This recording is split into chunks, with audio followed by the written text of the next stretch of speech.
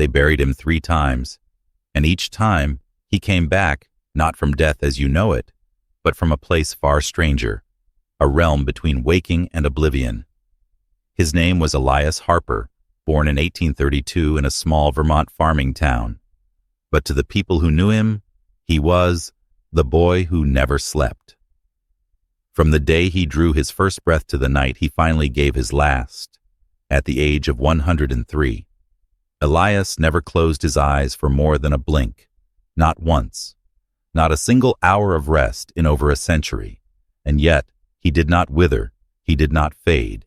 If anything, as the decades passed, he seemed to grow sharper and colder. The first record of Elias comes from a midwife's testimony, written in trembling script. The infant refused the comfort of slumber. He stared into me as though I were glass, and something else was looking through. No doctor could explain it, no preacher could sanctify it. But there were whispers, that his mother had been visited before his birth by men in long coats, strangers to the town, who spoke in riddles about the waking ones.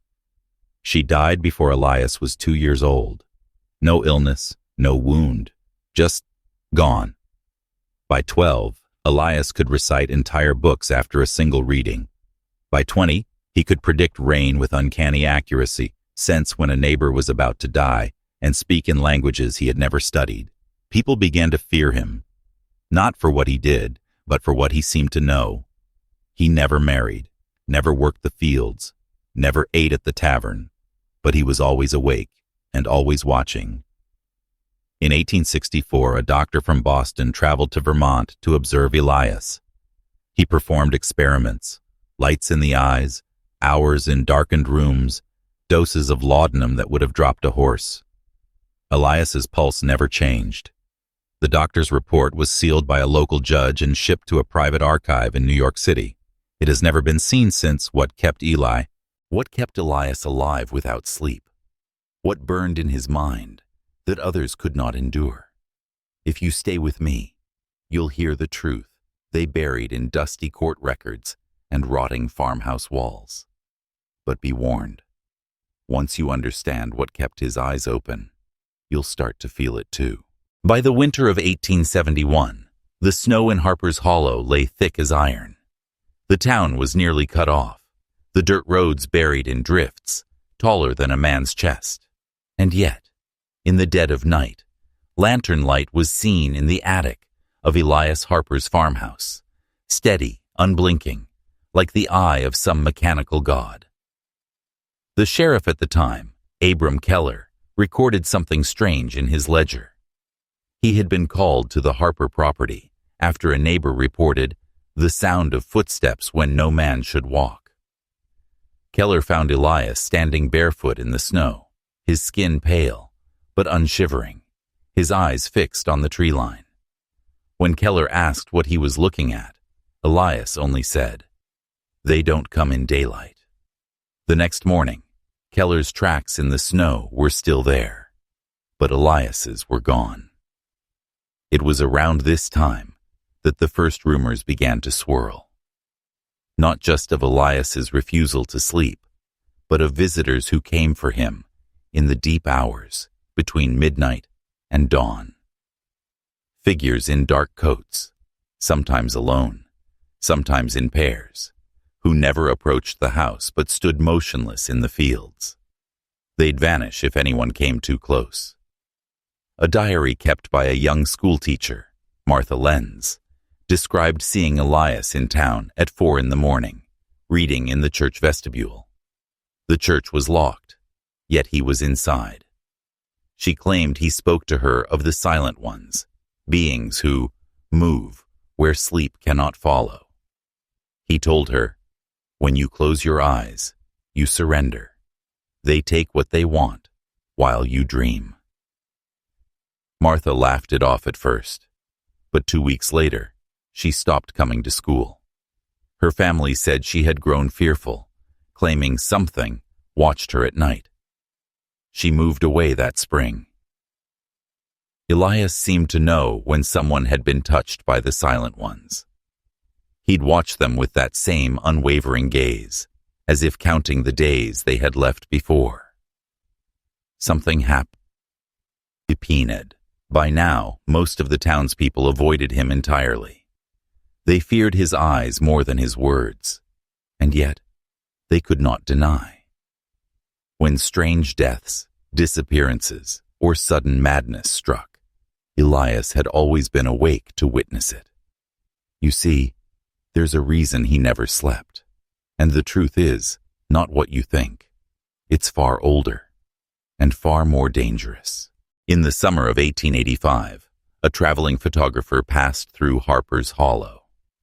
His name was Curtis Vail, and he made his living capturing portraits of rural families for a few coins each. That summer was the first and last time Elias Harper allowed his image to be taken. Curtis set up his camera in front of the churchyard, framing Elias against the backdrop of weathered gravestones. The shutter clicked, the plate developed, and Curtis went pale. Standing behind Elias in the image, so faint you might miss it, were three tall black silhouettes. They were featureless, yet somehow looking directly at the lens. Curtis swore the figures had not been there when he took the picture. He kept it hidden, showing it only to the pastor, who ordered him to destroy it. But Curtis didn't. He locked it in a wooden case and left town the very next day. Weeks later, Curtis's wife found him dead in his darkroom, his eyes wide open, his camera shattered on the floor. The wooden case was gone. After that, people began to connect the stories. The strangers in the fields, the unnatural way Elias never tired, the muttered warnings about the silent ones. A pattern emerged, one no one wanted to admit aloud. Elias himself never explained how he avoided sleep, but in rare moments, he let slip fragments. "They enter through the dream," he told a blacksmith one night while watching the horizon. "Dreams are doors. I keep mine locked." What exactly were the silent ones? Some said ghosts. Others said demons. But Elias never used either word. In his telling, they were older than humanity itself. They were harvesters, moving through the sleeping mind the way a fisherman moves through water, unseen, unstoppable, selecting what to take. One chilling entry in the town's unofficial records claims that Elias once stood over a dying man and said, "He's already gone. They took the real part of him days ago." The man's eyes had been open at the time, just like Elias's. And here's where the truth turns dangerous. If what Elias claimed was real, then the most vulnerable moment in your life is not when you walk alone at night. It's when you close your eyes, believing the world has paused. The year was 1839. Elias was 7 years old. His parents kept a modest farmhouse on the edge of the hollow, surrounded by fields that always seemed a little too quiet at night. That summer, the nights grew unnaturally still. No crickets, no wind, no creak of the barn beams. Just silence, so complete it felt like the air had weight. On a July evening, Elias's father returned from town later than usual. He was pale, distracted, his shirt collar damp with sweat despite the cool air. He told Elias's mother to lock the doors and blow out every lamp. No questions, just do it. Elias lay awake in the darkness, the quiet pressing against his ears like cold hands. And then he heard it, the slow scrape of something against the siding of the house. Not a knock, not claws, just a dragging sound, as if something was feeling its way along the walls. His mother's hand gripped his shoulder under the quilt. She whispered, "Don't look." But Elias did look, and through the thin curtain of his bedroom window, he saw a shape, tall, impossibly thin, bending at angles no human could bend. It moved past his window without a step, like it was gliding. Where its face should have been, there was only a smooth darkness, shifting like ink in water. It stopped, turned, and though there were no eyes, Elias knew it was looking directly at him. The space between them seemed to stretch, the walls dissolving until it felt like the thing was suddenly much closer. His breath locked in his chest, his vision blurred, and then, in the deepest corner of his mind, came a voice that was not a voice. Close your eyes. The instinct to obey was overwhelming. His eyelids twitched, heavy. Sleep poured into him like poison. But his father's voice cut through, sharp as a blade. Elias, keep them open. The next thing Elias remembered was waking in the kitchen, the oil lamps blazing, his parents pale and silent. His father said only one thing: never let them in. From that night forward, Elias never closed his eyes for longer than a blink, and the silent ones never stopped watching him. Surviving without sleep should be impossible. The body weakens, the mind fractures, and after a few days, death follows. But Elias Harper was not like other men. He learned quickly that what the silent ones wanted could only reach him if he crossed the threshold into dreams. So he built his life around avoiding that single, fatal step. At first he stayed awake by sheer will. The human mind is stubborn, but even stubbornness bends under exhaustion. He took to chewing bitter herbs, wild horehound, yarrow, and something his mother whispered about, but never named. It burned his tongue, made his lips go numb, and kept his pulse thrumming through the night. By his 20s, Elias had developed a schedule that would have broken most men. He worked constantly, cutting wood, mending fences, walking the fields, anything to keep moving. At night, he would sit by the fire, reading by candlelight, his eyes locked open, as if nailed in place. The rare times his body tried to betray him, he'd jab a finger into a bowl of salt and press it hard into his gums until the sting snapped him back. Neighbors whispered. Some said he'd made a pact with something unholy. Others claimed they saw him in the fields long after midnight, standing perfectly still, staring at the sky. More than once, people reported a second figure standing beside him, something taller, darker, featureless, which vanished when approached. But Elias paid no attention to rumors. He knew something no one else dared believe. The silent ones didn't just come for him. They came for everyone. Most people simply never noticed, because they obeyed. They closed their eyes. They invited them in. There was, however, a cost for defiance. By the time Elias was 40, the lines in his face had deepened into chasms. His hair had thinned to ghostly wisps. His skin was pale, almost translucent, as if the sun no longer recognized him. And yet his eyes, those unblinking, fever-bright eyes, never lost their focus. One evening, a traveler passing through Harper's Hollow asked him the question no one else dared. What happens if you sleep? Elias didn't smile, didn't blink. He simply said, you stop being you. The first death came in the winter of 1848.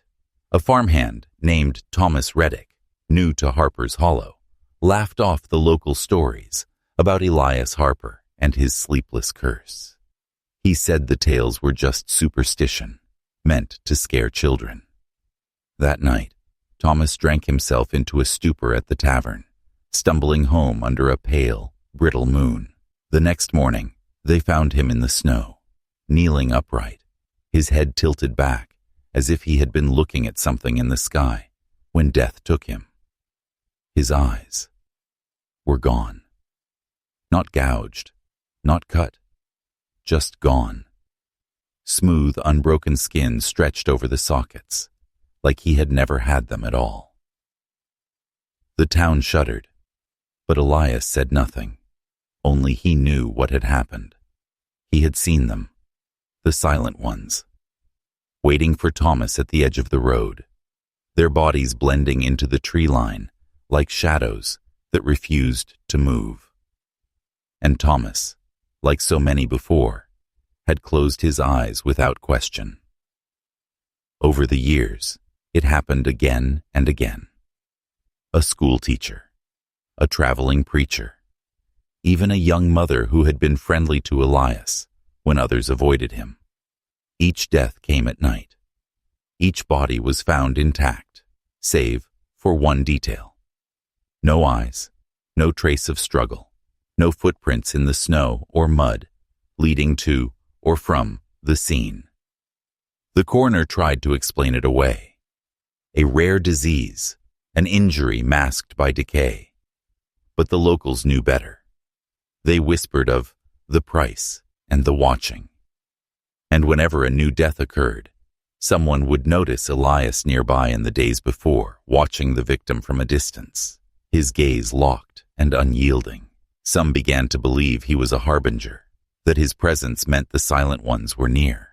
Others accused him outright, claiming he lured the creatures with his defiance, that by refusing to sleep, he was somehow binding them to this world. But Elias carried no guilt. He understood the truth. The deaths weren't his doing. They were warnings. The silent ones didn't kill to feed. They killed to remind him that they were patient, and that one day he would falter. And when he did, they would be waiting. By 1851, Elias Harper had turned his small, weather-beaten cabin into something between a fortress and an archive. The windows were boarded, not to keep intruders out, but to keep his own eyes from catching sight of the night sky. He had learned early that the silent ones moved more boldly when they thought he was watching. Inside, shelves lined the walls, each crowded with journals bound in rough leather, their spines worn and cracked. The ink within was uneven, scrawled in a fevered hand, as though every word had been pulled from him in haste. Elias recorded everything: dates, moon phases, strange weather, the names of those who died, the exact position their bodies had been found in, and always, in the margins, drawings, figures without faces, limbs too long, heads tilted at unnatural angles. Some entries were disturbingly detailed. January 4th, 1849. 2 appeared at the edge of the marsh, stood for 3 hours. 1 stepped forward, then vanished when the rooster crowed. May 12th, chapter 1850. Widow Keats closed her eyes on her porch. She did not open them again. Elias mapped their appearances against the turning of the seasons and found something unsettling. The silent ones came most often during harvests, and during years when the town prospered. It was as if plenty drew them closer, as though they fed not on bodies, but on the very comfort of human life.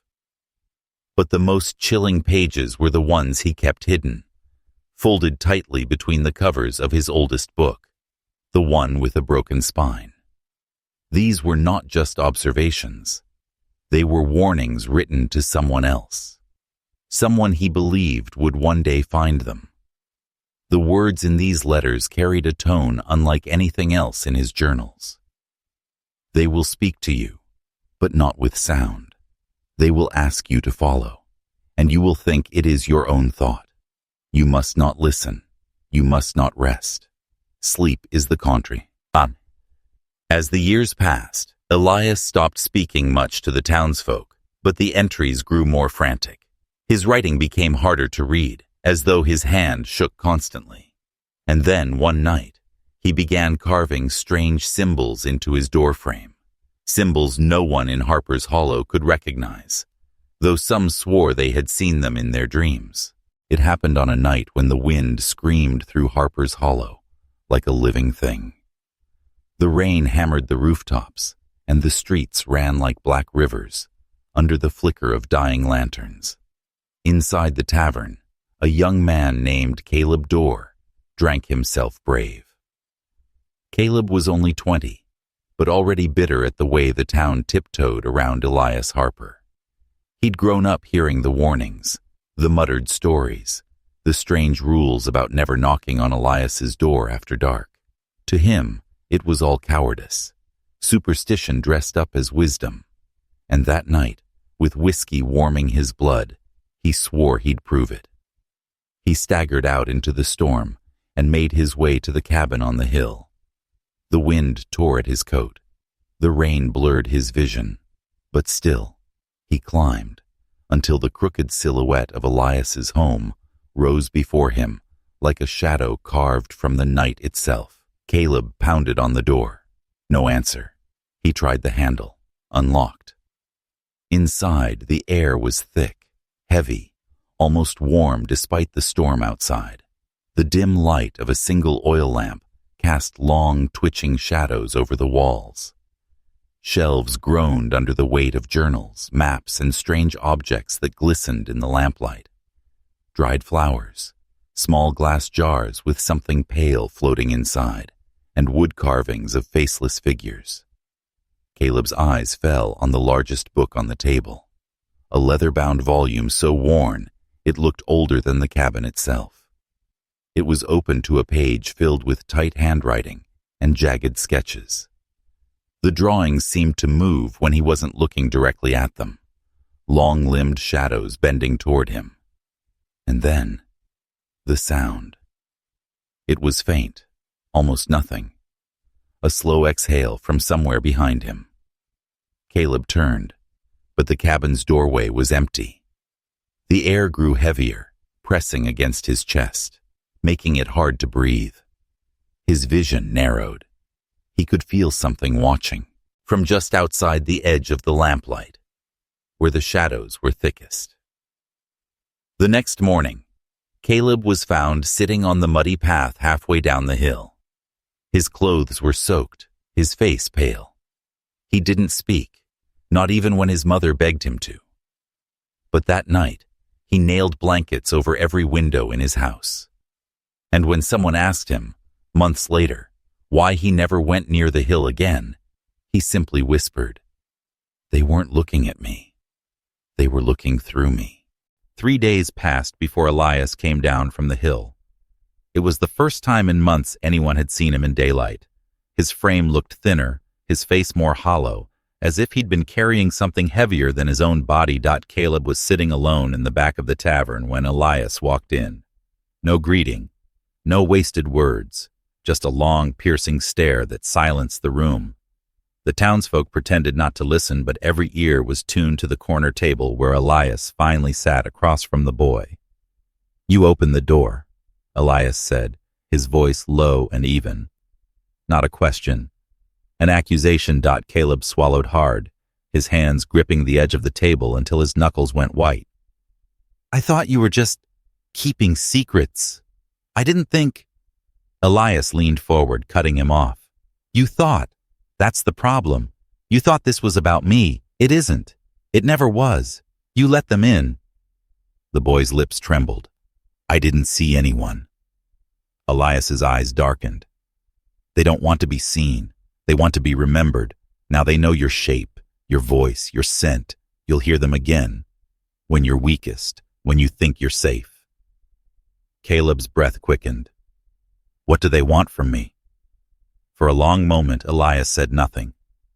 Then he reached into his coat and slid a folded piece of paper across the table. The edges were frayed, the paper yellowed with age. "This is the first thing you'll forget. Keep it close. The day it stops making sense, you'll know they're in the room." Caleb opened it.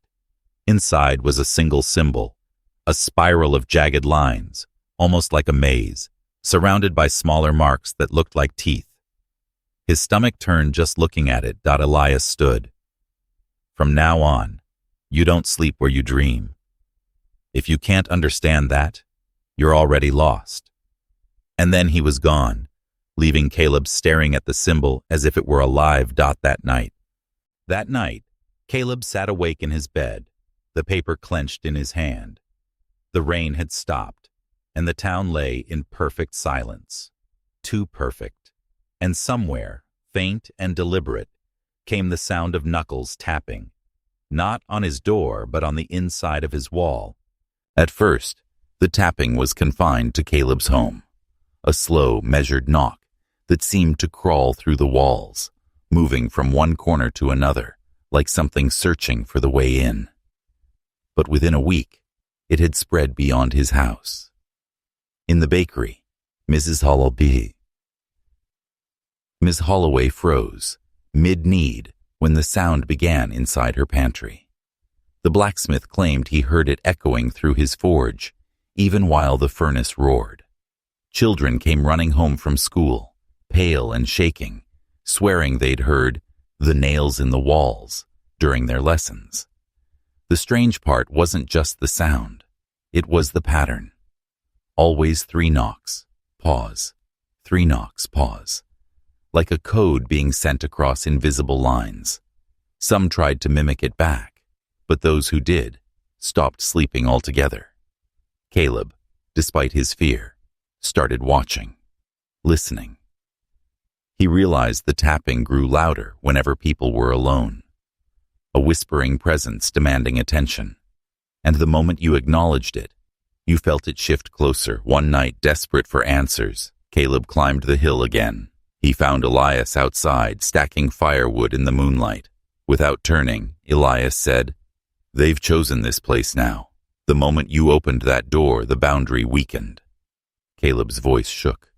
"What are they?" Elias set down the wood and faced him, eyes hollow, but burning. "Not ghosts, not demons. They were here before your kind had words.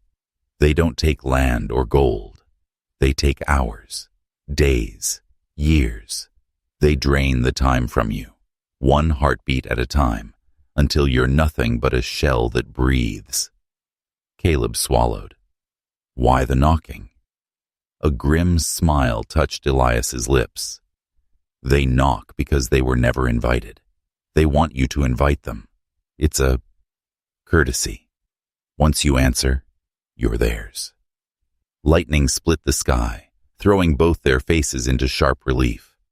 In that flash, Caleb swore he saw a third figure, standing just behind Elias. Tall, thin, skin the color of ash, its head tilted at an unnatural angle. When the light faded, the figure was gone. Elias stepped closer, his voice dropping to a whisper. "It's too late for you, boy. The best you can do now is last longer than the rest." The wind carried the sound of distant knocking, faint but everywhere, as if the whole valley's walls were speaking in unison. The first to vanish was Thomas Griggs, the town's only watchmaker. He was a quiet man, meticulous, always hunched over tiny gears and springs, his shop filled with the soft ticking of dozens of clocks. But one morning, the clocks were silent. Every single one of them had stopped, all at the exact same time. 3:03 a.m. When the townsfolk went to check on him, the shop was locked from the inside. The door had to be broken down. What they found made several men step back into the street, pale and shaken. The workbench was overturned. A chair lay on its side, one leg splintered, and on the far wall, carved deep into the wood, was that same spiral symbol Caleb had been given, jagged, uneven, and fresh. There was no blood, no sign of struggle beyond the chaos of the furniture. Just absence. It was as if Thomas had been plucked out of reality in the middle of a breath. Caleb stood in the doorway, the paper with his own spiral in his pocket. He didn't need to ask Elias if this was connected. He knew.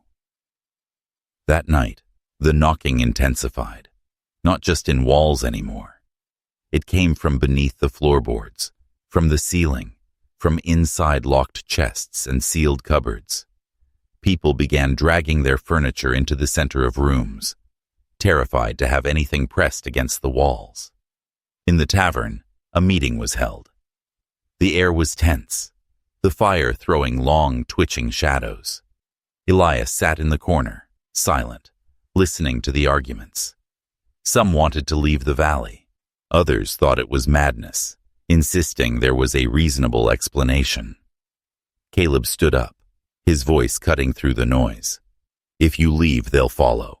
This isn't about the valley, it's about us. All eyes turned to him. They take people when they stop watching, when they give in to the sound. I've seen the sign they leave behind. It's not a warning. It's a mark. And once it's on you, you are next. A man scoffed. And where'd you get this wisdom, boy? Caleb's eyes flicked to Elias, then back. From the one who's lived with them for over 70 years. Every head turned toward Elias. For a long moment, he didn't move. Then slowly he rose and said, "The boy is right. And the first thing you need to understand is that Thomas Griggs didn't vanish. He's still here." The room fell silent. The fire popped. A log split. And for a heartbeat, no one breathed. Caleb stared at Elias. Still here? Elias stepped forward, his shadow stretching unnaturally long across the tavern floor. They don't take you to another place. They thin you, hollow you, strip away the weight of your existence until you're little more than a shadow that still walks among us. The blacksmith frowned. I saw the shop. Thomas wasn't there. Elias shook his head. You wouldn't notice. Your eyes aren't trained. But he's there, moving along the edges of what you call reality. If you look too long, you'll feel the knock in your bones. Caleb's mind flashed back to the storm on the hill, the tall figure behind Elias. His mouth went dry. I saw something standing near you that night. Elias didn't blink. That was him. The words landed like a hammer. A woman near the fire muttered a prayer under her breath. The blacksmith swore and shoved his chair back. The legs scraping the wood dot, Elias continued, his voice low, deliberate. When you hear the knocking, they're not coming. They're already inside. Every time you notice them, you give them more of yourself. Eventually, there's not enough left to fight. Someone at the back whispered, "Then what do we do?" Elias's eyes drifted toward the shuttered windows. You'll be tempted to block out the sound, to cover your ears, to drown it in noise. But that only makes it worse. The only way to resist is to never stop watching, never let your guard down. They feed on neglect. Caleb's pulse quickened. The thought of sleeping, of blinking for too long, now felt like a trap dot. Elias moved toward the door, opening it to the cold night air. The wind carried with it the faintest, most deliberate series of knocks. All around the tavern, people stiffened. Thomas is out there, Elias said, stepping into the dark. And if you want to see him for yourself, come. But I warn you, once you see them, there's no turning back. You'll carry their attention for the rest of your life.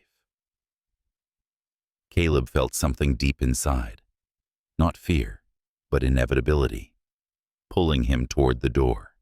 And in the distance, the knocking began again, louder this time. The air outside was sharp and metallic, as if the night itself were holding its breath. Elias walked ahead, his steps measured, purposeful, the lantern in his hand casting a trembling circle of light. Caleb and a small group followed, each man gripping a weapon he didn't really believe would help. The knocking was no longer distant. It moved. 3 slow knocks. Pause.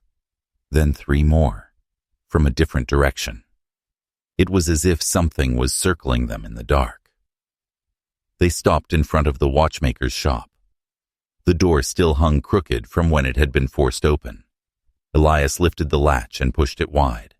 The smell hit first. Not rot exactly, but something stale, dry like old paper left in a damp attic. The lantern light revealed the workbench, the stopped clocks, the spiral carved deep into the wall. And then, from the far corner, came a sound, the faint scraping of something dragging across the floor. Caleb turned his head, and that's when he saw him. Thomas Griggs stood in the shadows, but he was wrong. His outline shimmered, like heat above a fire, as if he were only partially there. His face was pale, stretched, the eyes unfocused, yet locked onto them in the same instant. He moved without lifting his feet, sliding forward in unnatural silence until the light brushed across him. That's when Caleb saw the truth. Thomas's chest rose and fell, but there was no breath. His skin had the texture of paper, thin enough that veins pulsed faintly beneath it. The knocking. It wasn't coming from outside. It was coming from him. Slow, deliberate taps echoing inside his ribcage, as though something inside was knocking to be let out. One of the men swore and stepped back. Another muttered, "God have mercy." Elias didn't move. "Do you see now?" he asked, his voice a low growl.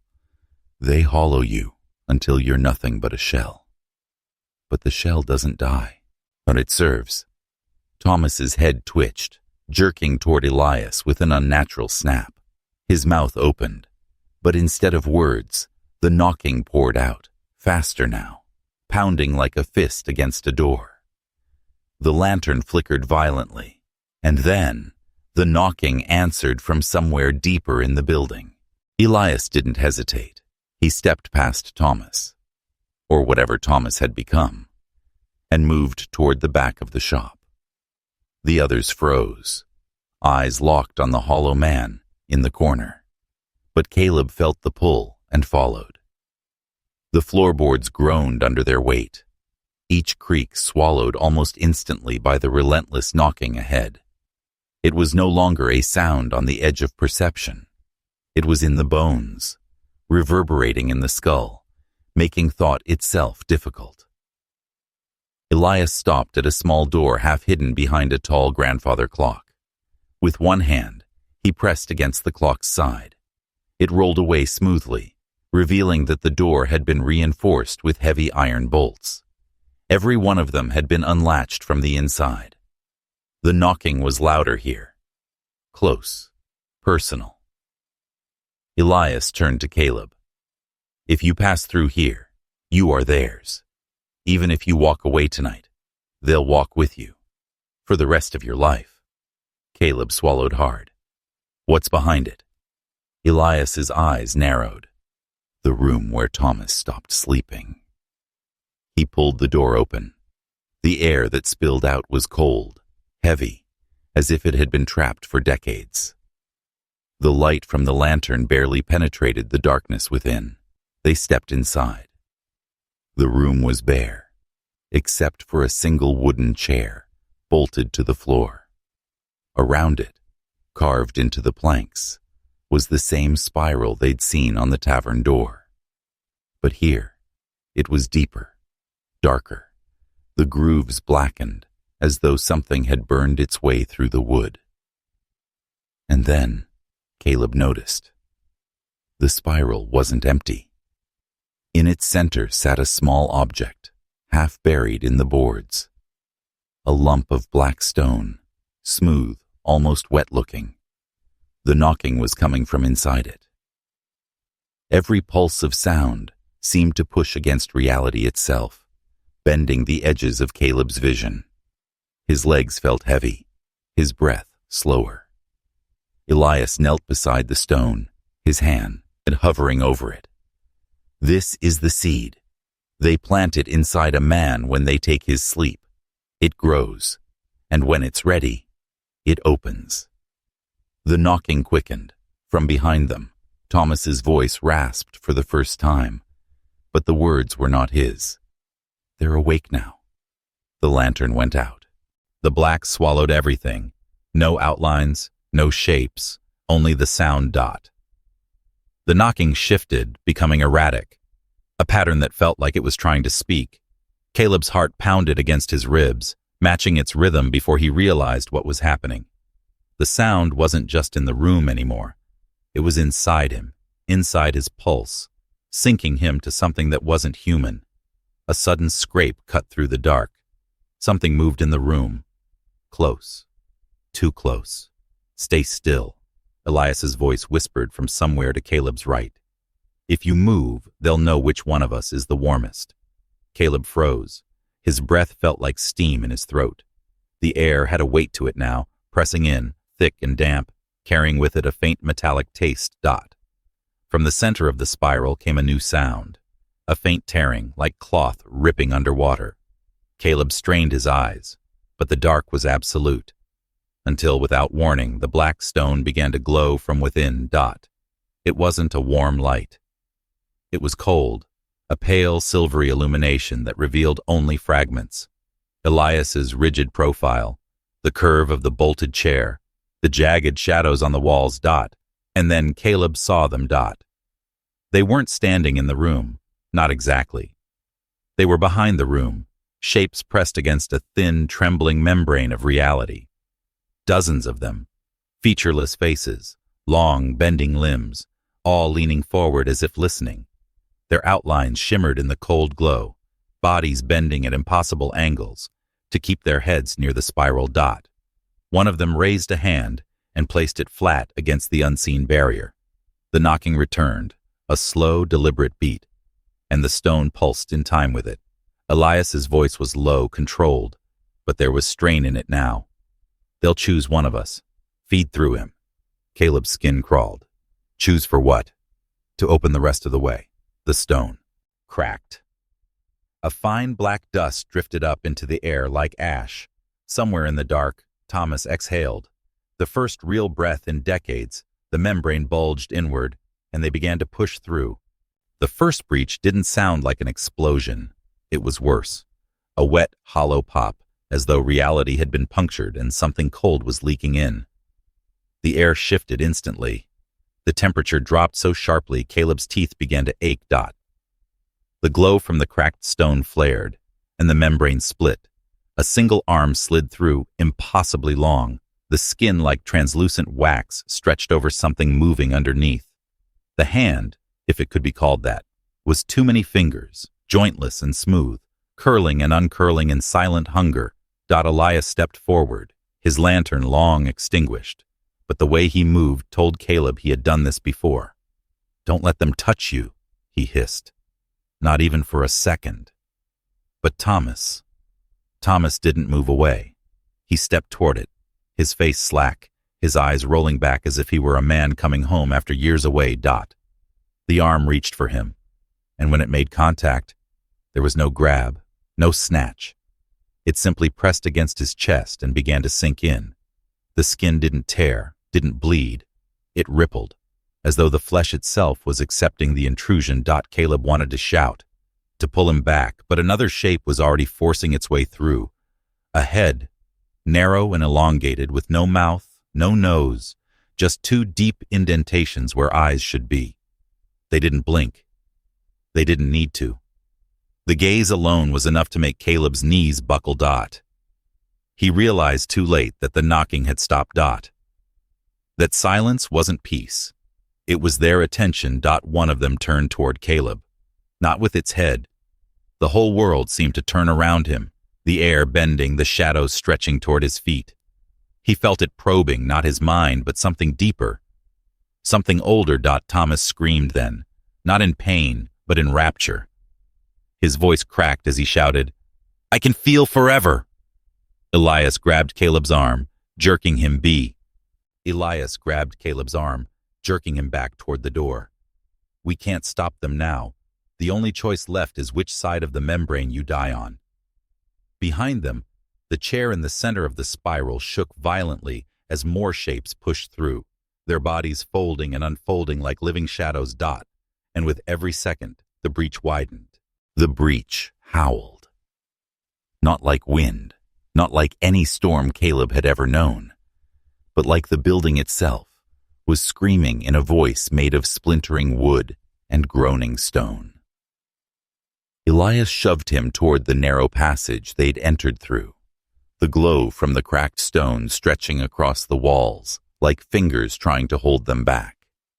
Caleb's boots slipped on the damp floorboards as they ran, the knocking replaced by a low, pulsing hum that seemed to come from inside his bones. Behind them, Thomas's voice rose and fell in some language Caleb couldn't place, syllables sharp as knives, spilling from a throat that sounded less and less human with each word. The things in the breach echoed him, their own voices sliding in and out of pitch until they filled the air like a swarm. They reached the shop's main floor. The place looked wrong now. Shelves leaning at unnatural angles, dust in the air, moving against gravity. The once muted colors now sharp and too vivid, like someone had overexposed reality. Elias didn't slow. He knocked over stacks of books and slammed open a heavy oak cabinet in the corner. Inside, instead of shelves, was a set of stone steps spiraling down into darkness. "Not up?" Caleb rasped, still catching his breath. "They'll own the upstairs by now," Elias growled. "Our only chance is under." They descended fast, but the humming followed, vibrating through the stone. The deeper they went, the more Caleb realized the stairs weren't built under the shop. They were taking them somewhere older, much older. The air became warmer again, but it wasn't comforting. It smelled of earth and something metallic, like old blood. Symbols, carved into the stone walls, began to glow faintly as they passed. Spirals, inverted triangles, and circles intersecting in ways that made Caleb's head ache to look at. Elias's voice dropped to a whisper. "These aren't warnings. They're invitations." Caleb slowed. "Invitations to what?" Elias didn't answer. From above, a crash, then footsteps. Too many, too fast, hitting the stone with a sound more like claws than boots. The hum grew sharper, now laced with a high-pitched whine that set Caleb's teeth on edge. Elias grabbed his arm again and forced him downward. Somewhere below, something started knocking. The steps ended abruptly, not in a floor, but in an open cavern that swallowed the light of Elias's lantern whole. Caleb could only see a few feet ahead, and even that felt borrowed, as though the darkness here had to allow light to exist. The knocking was louder now, but it wasn't coming from the walls. It was coming from below the stone itself, echoing up through the soles of their boots in a slow, deliberate rhythm.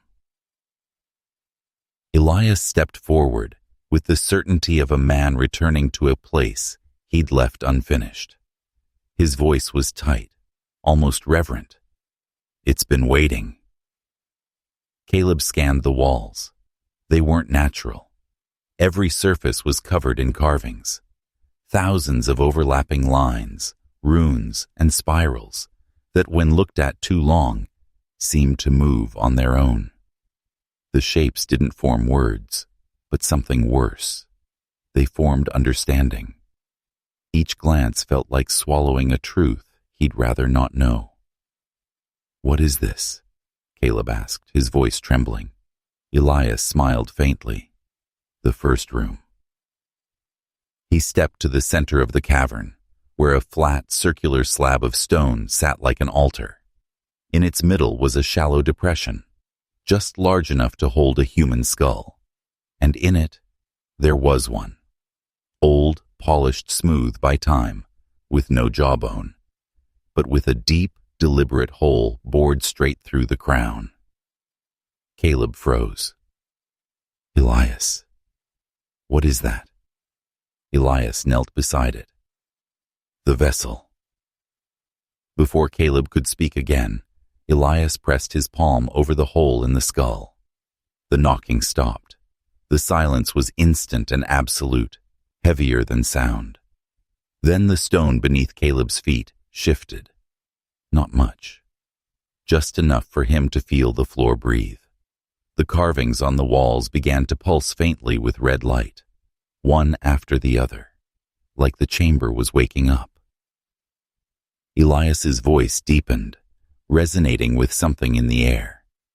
They told you the breach was the danger. They lied. The breach is the summons. This. He gestured to the skull without looking at it. Is the door. From the hole in the skull, warm air began to rise. Air that smelled of wet earth, iron, and something sweet, almost like decay. Caleb's stomach turned, and then the knocking started again. Only this time, it was coming from inside the skull. Caleb's breath hitched. The sound inside the skull wasn't just knocking anymore. It had rhythm, almost like a coded message, a sequence meant for someone who already knew the reply. Elias leaned closer to it, his lips moving in silence, eyes half closed, as if listening for an answer. His shadow, thrown long across the uneven stone floor by the trembling lantern light, didn't match his movements. It twitched unnaturally, stretching toward the walls like it wanted to touch the glowing carvings. Elias, Caleb said slowly, what exactly are you doing? Elias didn't turn around. You still think I brought you here to stop them. But no, my boy. I brought you here because you're the key. The floor seemed to tilt, though Caleb's eyes told him it hadn't moved. He felt the weight of the room pressing in, the air thickening until every breath felt stolen. The skull's hollow crown began to fill with something, a viscous black liquid that reflected no light. It rose unnaturally, never spilling over the edge, holding itself like it had form. Caleb took a step back, but Elias's voice was sharp. Stay. Caleb froze. It wasn't just the command. It was the tone. Deeper, older, layered with something that didn't belong to Elias alone. You've felt it, haven't you? Elias continued, finally glancing at him. The hum in your bones, the dreams that aren't yours. They've been reaching for you since before you were born. Caleb shook his head. You're insane. Elias's grin was thin and humorless. Am I? Or did they make sure you'd think that? Every man chosen for the vessel says the same thing, right up until the moment they see what's been living on the other side of their skin. The black liquid inside the skull began to swirl, faster and faster, forming a spiral that sank into its own center. The pulsing carvings along the walls synced with it, the glow beating like a heartbeat. And then, the hum came back. But this time, it wasn't in Caleb's bones. It was in his mind, whispering, calling him by name.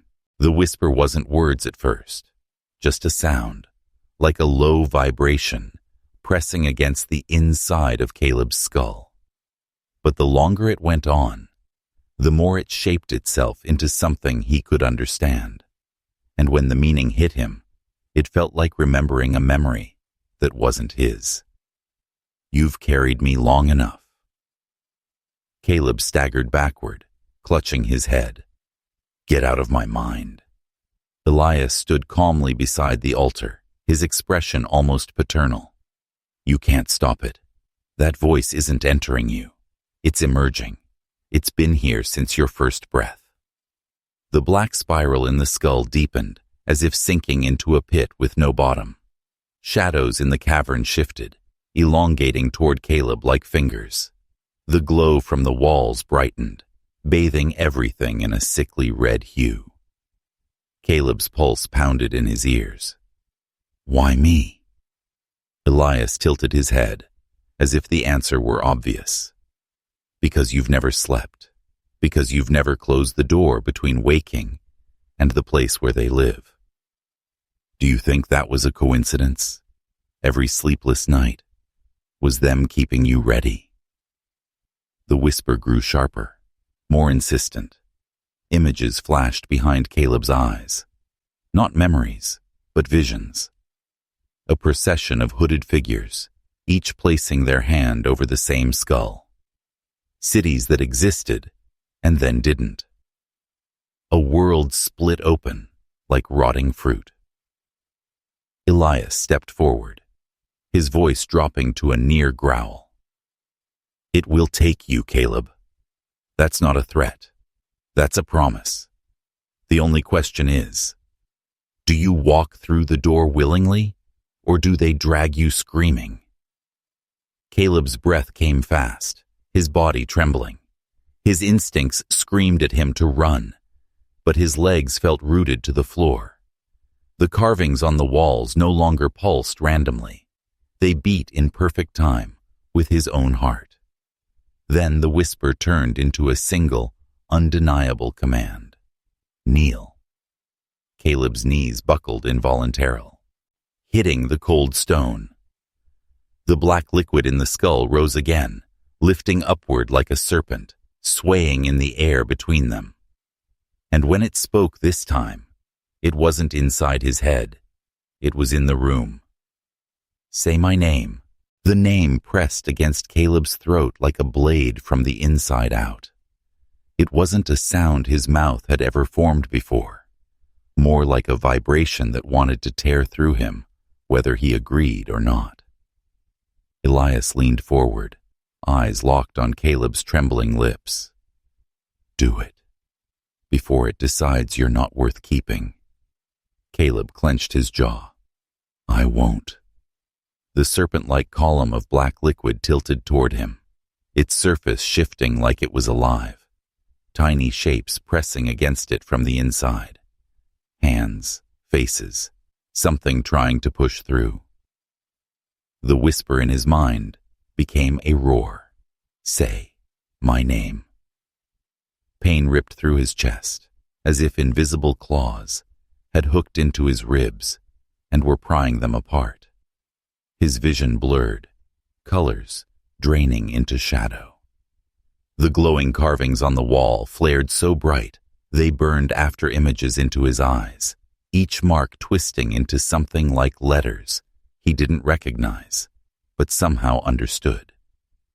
And in that blinding light, Caleb realized the carvings weren't on the stone at all. They were inside it, carved into the bones of something far older than the cavern itself. Elias's voice cut through the roar. "Speak it, Caleb, or you'll find out what happens when they decide to replace you." The black liquid was inches from his face now, radiating a cold so deep it hurt. The shapes within it were clearer. Dozens, maybe hundreds of faces, each screaming in silence. Caleb's body shook. The name forced itself up his throat like bile. When he finally spoke, the sound wasn't human. It was layered, wrong, echoing in the stone, in the air, in the marrow of his bones. The chamber reacted instantly. The ground split beneath them, deep cracks racing outward. The air grew heavier, pulling down like gravity had doubled. The glowing symbols turned black, sucking in the light until the lantern went out. Somewhere deep below, something massive moved. Elias smiled, not with relief, but with satisfaction. "You've opened the door," he said softly, and then, in the dark, something answered from the other side. At first, Caleb thought it was an echo, the low rumbling response from the dark beneath them. But then it shifted, carrying weight, resonance, a presence that pressed down on him like a storm cloud collapsing. The cracks in the stone widened, not from breaking apart, but from something pushing up from below. Thin streams of the black liquid seeped from them, winding across the floor like searching tendrils. Each drop hissed as it touched the air, releasing the faint scent of burning metal. Caleb's breath came in sharp bursts. "What is it?" Elias didn't take his eyes off the widening fissure. "Not what. Who? The cavern seemed to inhale. The shadows on the walls began to bend in unnatural ways, stretching upward, converging at a point above the skull altar. From that point, a shape began to coalesce. Not fully seen, but suggested, as if reality itself was straining to keep it out of focus. It was massive, yet insubstantial. Its form shifted between towering humanoid and something less human. Pieces of it appeared. An eye here, a hand there, but never fully visible at once. And that was worse. The mind could survive a monster. It could not survive imagination without limits. Caleb's voice broke. We can't keep it here. Elias smirked, a flicker of something almost proud in his expression. We never planned to. The entity's voice came again, but this time it was not inside Caleb. It was everywhere. It rattled the stone, shook the marrow in his bones. The words weren't in English, yet their meaning arrived in his mind without translation. I was bound before your kind spoke. I have been called to feed. The temperature plummeted. Caleb's teeth chattered uncontrollably, but the sweat pouring from his forehead steamed in the cold air. The black tendrils reached his knees, wrapping around him with a grip both liquid and solid. Elias stepped back, giving the creature more room, as if the cavern itself wasn't enough. It's time, Caleb. You've carried the key in your sleepless mind for over a century. Now you're going to deliver it. The shadows lunged, the air compressed. Caleb felt the weight of countless unseen eyes, and then the thing began to emerge. It didn't step into the world so much as force the world to make space for it. The fissure beneath the altar split wide, stone grinding against stone, with a deafening, primal groan. The black liquid gushed upward like blood from a mortal wound, spiraling into the air and knitting itself into sinew, bone, and shadow. Caleb's eyes watered, not from the cold, not from the stench of metal and rot, but from the sheer wrongness of what he was seeing. Every instinct screamed at him to look away, but his body refused. The thing that emerged had no single form. It shifted as it rose, a colossal figure one moment, then a swarm of writhing limbs the next. Pieces of ancient, impossible architecture jutted from its body, like fragments of long-buried cities pulled into its flesh. An archway here, a broken pillar there, each crawling with symbols that moved as if alive. Its face, when it had one, was a mask of bone, cracked and worn, its empty eye sockets spilling darkness thicker than ink.